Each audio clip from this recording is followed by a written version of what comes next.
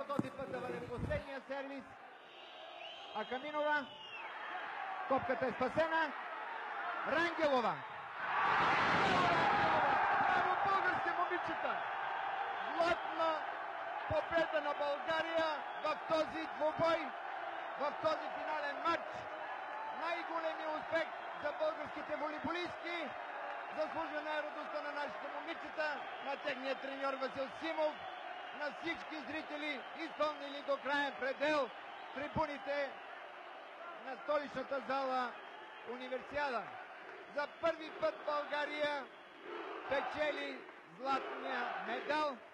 Светлана Божурина, състезателката, която просто разгроми със силните си удари в началото в първия гейм противниковата защита. И тя е също така развълнувана. Много. Това не може, нямам думи. Не се говори в такива моменти. Това се беше...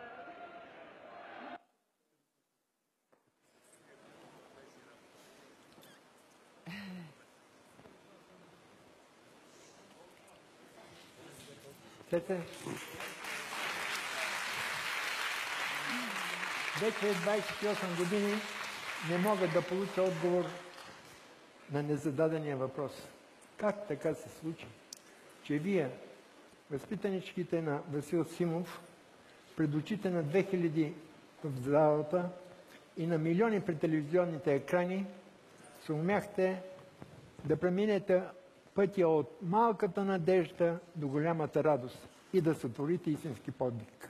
Да, това е наистина подвиг, което направихме. Бихме Великия Съветски съюз тогава. Може би и сега няма отговор как го направихме, но важното е, че го направихме. Направихме го и хората го видяха благодарение на българската телевизия, на единствения канал, който тогава и дълго време след това имах възможност да гледам волейбол и сега. И пак българска телевизия показва тези емоционални моменти, които предлагат мъжете. Би ми се искало да продължават и жените да играят по този начин, който играхме тогава.